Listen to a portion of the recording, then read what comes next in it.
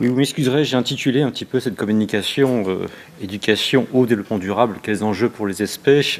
C'est avant tout parler de projets de recherche, mais également parler du basculement, comment en partant d'un projet de recherche, on interpelle la formation, et peut-être la difficulté qu'on a aujourd'hui de concevoir ce genre de formation dans les espèces.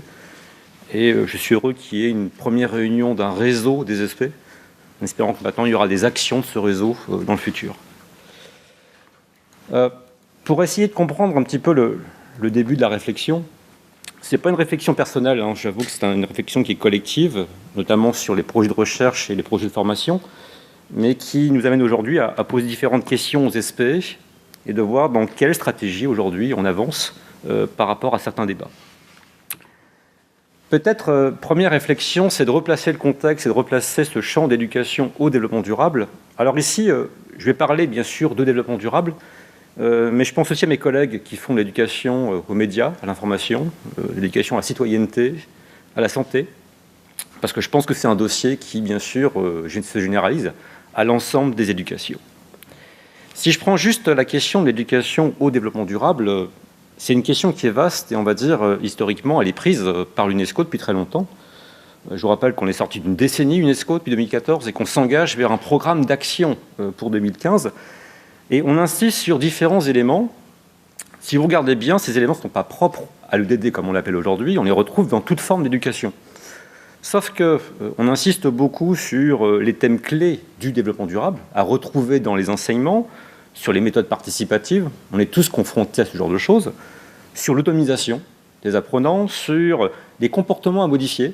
C'est peut-être là où l'éducation A commence à montrer effectivement une sorte de petit changement. Comment amener vers ces comportements à changer. Sur les acteurs, nous sommes des acteurs, mais en tant qu'apprenants, nous agissons aussi. Et puis jusqu'à poser des questions sur qu'est-ce qu'une pédagogie critique, qu'est-ce qu'imaginer, des scénarios prospectifs, voire prendre une décision commune, autrement dit engager un travail collaboratif. J'aime bien la dernière phrase qui nous dit que l'EDD est un changement en profondeur de l'enseignement tel qu'il est fait aujourd'hui, mais qu'est-ce qui est fait aujourd'hui et comment le comparer justement à aujourd'hui. Alors, je n'ai pas apporté des réponses, mais peut-être des réflexions. Première question, à mon avis, que pose l'EDD, qui est une question vraiment qu'on a évoquée ce matin, mais juste effleurée, c'est aujourd'hui quel positionnement les SP doivent avoir par rapport au champ des éducations A. On sait tous que dès qu'on rentre dans ce champ, on est sur pratiquement 4 types d'interrogations. Il y a un caractère thématique qui ressort énormément. Je dirais qu'il est disciplinaire, mais il déplace les disciplines, puisqu'on est vraiment sur une question interdisciplinaire, je dirais même transdisciplinaire, puisque là, on est réflexif sur un petit peu ce qu'on enseigne, sur les savoirs qu'on mobilise. C'est également une relation très étroite par rapport à des questions vives. Alain Le Gardez a évoqué ces questions ce matin en disant « mais comment on traite des sujets brûlants Comment on aborde ces questions avec des élèves ?» L'EDD pose des questions sur les changements climatiques, sur la biodiversité, sur la pauvreté. Comment on rentre effectivement dans ces sujets. Place également importante aux valeurs. On parlait des positions de l'enseignant et du formateur, voire du chercheur. Neutralité. Est-ce que c'est significatif? Est-ce qu'on peut l'adopter, cette position? Est-ce qu'elle est pertinente? Les valeurs sont importantes. Qu'est-ce qu'on transmet à travers ces valeurs? Et puis peut-être, quatrième élément, l'éducation A, c'est faire évoluer les comportements, c'est rentrer dans l'action. Et on comprend que l'éducation, ici, joue un rôle important. Travailler sur l'action éducative. Alors, si on regarde un petit peu l'historique, et je vais être très bref, mais c'est juste pour essayer de positionner cette forme d'éducation, c'est vrai qu'il y a une histoire, il y a un historique qui est bien là. On est parti de l'éducation à l'environnement, voire relative à l'environnement. Ça peut poser un biais. C'est que pour certains, l'EDD serait une forme d'éducation de l'environnement qui intègre d'autres champs, le champ social, le champ économique, voire d'autres encore. Mais ce qui est le plus important, c'est de noter que dans ce type d'éducation A, et on le retrouve dans toutes les grandes éducations A, l'éducation formelle et informelle sont complémentaires. Autrement dit, il y a un besoin de formation, mais un besoin de reconnaissance d'expérience du terrain, et on trouve l'EDD très présent dans les ONG, beaucoup d'acteurs de terrain. Alors certains parlent d'éducation populaire, de bonnes pratiques. C'est vrai que l'UNESCO s'engage dans les bonnes pratiques, d'éco-gestes. Tout type d'action de terrain fait remonter une forme d'expérience qu'on peut essayer de codifier et trouver une forme de savoir, voire une forme de démarche pédagogique, qu'elle soit participative ou collaborative. Et en même temps, on voit que l'éducation formelle s'est avancée sur certains points. Alors bien sûr, là je parle d'éducation formelle qu'on retrouve dans les collèges, dans les lycées, à l'université, même si on sait très bien que ce n'est pas le meilleur endroit où on modifie généralement les savoirs et les connaissances. Mais on va dire qu'on rentre tout doucement par différentes clés. Enjeux de société, les échelles spatio-temporelles, qu'on va mobiliser pour ça. La complexité, comment on aborde aujourd'hui avec des étudiants quelque chose qui est complexe, qui n'est plus un simple fait généralisable. Comment on mobilise l'interdisciplinarité, jusqu'où on va dans la collaboration. Et puis, je parlais des valeurs, des grands principes, des compétences. Comment, effectivement, on passe des savoirs aux compétences et comment, justement, les compétences interpellent dans les savoirs l'expert ou les experts qu'on va mobiliser. Alors, on peut évoquer plusieurs schémas. Je vais brièvement passer sur un type de schéma qu'on pourrait évoquer, mais ça signifie qu'on peut partir des enjeux, et on voit que les ONG savent très bien partir de ça, de partir du terrain et concevoir une action à partir d'enjeux, et de mobiliser à la fois des principes clés qui vont être très importants et des choses qui vont nous amener à réfléchir un petit peu autrement sur nos représentations. Ce n'est pas le schéma qui m'intéresse, c'est comment le cadre qu'on va concevoir va nous aider. Mais ce schéma, forcément, il interpelle, parce que dès qu'on parle d'éducation au développement durable, on va mobiliser des méthodes scientifiques peut-être qui sont un petit peu changeantes. On va mobiliser également des démarches qui sont un petit peu déstabilisantes pour l'enseignant, le formateur, parce qu'on l'oblige à sortir de sa discipline, à mobiliser la collaboration, les outils collaboratifs, et en même temps à faire référence à des valeurs et à travailler sur ces valeurs. Ce qui m'intéresse, c'est l'élément central, mais en quoi cet élément central va nous interroger sur la démarche qu'on va mettre en place pour répondre à ces questions. On l'avait baptisé, nous, parce qu'on travaillait sur une petite approche de DD sur un projet Afrique, et on l'avait appelé REDOC, pour dire qu'on est sur les représentations, sur des démarches, sur des outils, des compétences. Mais que ces 4 éléments interpellent notre façon d'entrer dans le modèle. Ça signifie que je peux très bien rentrer par les compétences et interpeller mes représentations, comme je peux rentrer par des outils tout bêtes qu'on va utiliser dans l'éducation formelle et informelle.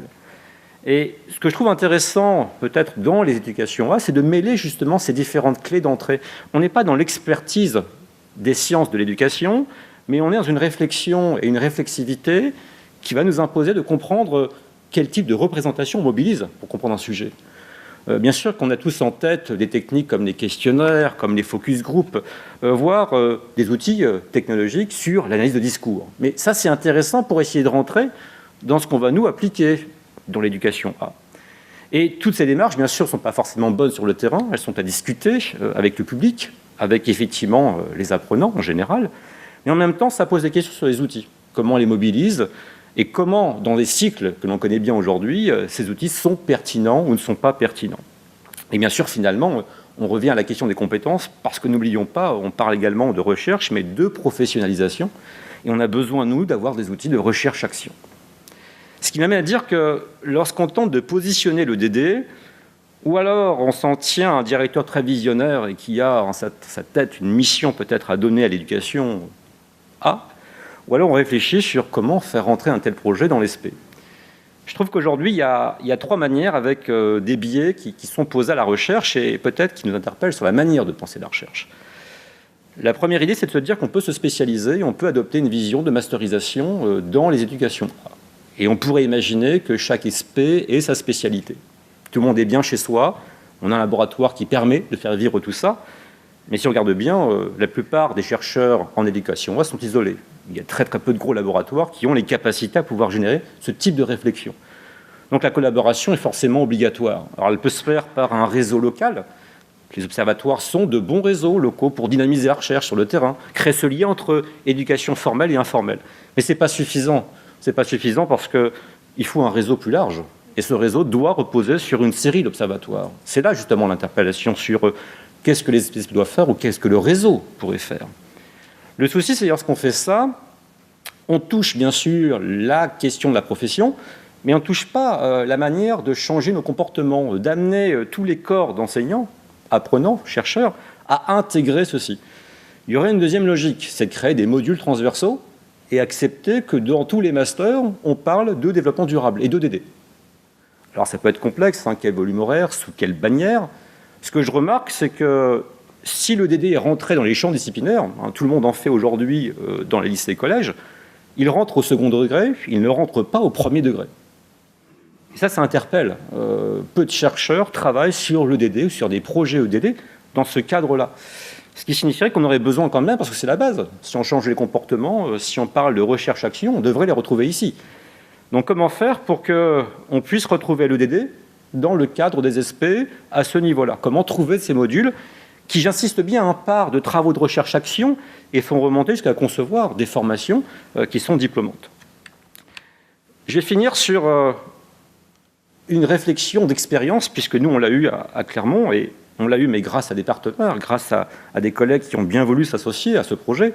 On a eu une réflexion sur comment créer ce genre d'émulation, cette forme d'éducation A. Et on s'est vite rendu compte que quand on crée un tel projet de recherche, c'est en fait un puzzle qui s'imbrique, on va dire, un ensemble d'éléments qu'il faut avoir en tête dès le départ. On ne construit pas un projet de recherche et de formation en se disant après brutalement, mais tiens, on a oublié cet élément important. La recherche repose sur la publication, le diplôme repose sur de la formation, formelle et informelle, sur des manifestations.